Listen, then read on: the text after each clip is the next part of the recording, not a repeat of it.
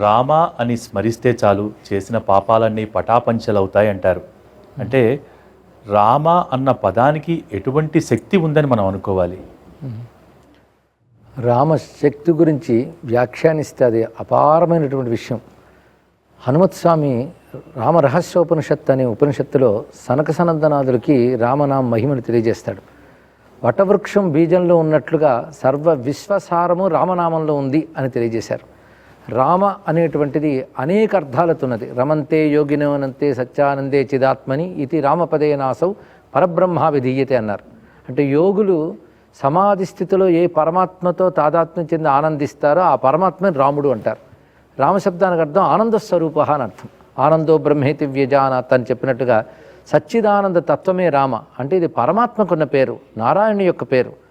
ఆ రామలో మరొక రహస్యం ఏంటంటే రకార అకార మకారములు మూడు కూడా అగ్ని సూర్య చంద్ర అని మూడు తత్వాలను తెలియజేస్తుంటాయి. విశ్వమంతా నడవడానికి కారణం ఈ మూడు స్వరూపాలు, మూడు తేజస్సులే. ఆ మూడు తేజస్సులు కలిగిన వాడు పరమాత్మ.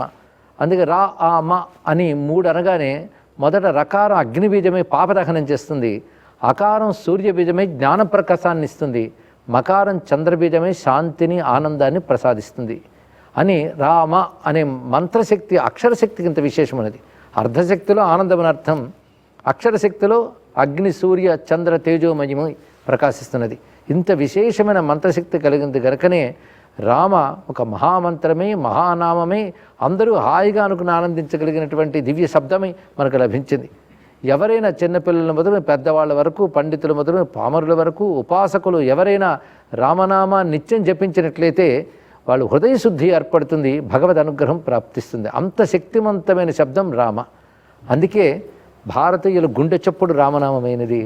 ఆ రామనామం సంగీతానుగుణమైన శబ్దం అనిపిస్తుంది. అందుకే వాగ్గేయకారులందరూ నోరారా రామా అని కీర్తిస్తూ ఉంటే ఎటువంటి వాడికైనా వినగానే లోపల నాదం వినబడుతున్నట్టు అనిపిస్తుంది.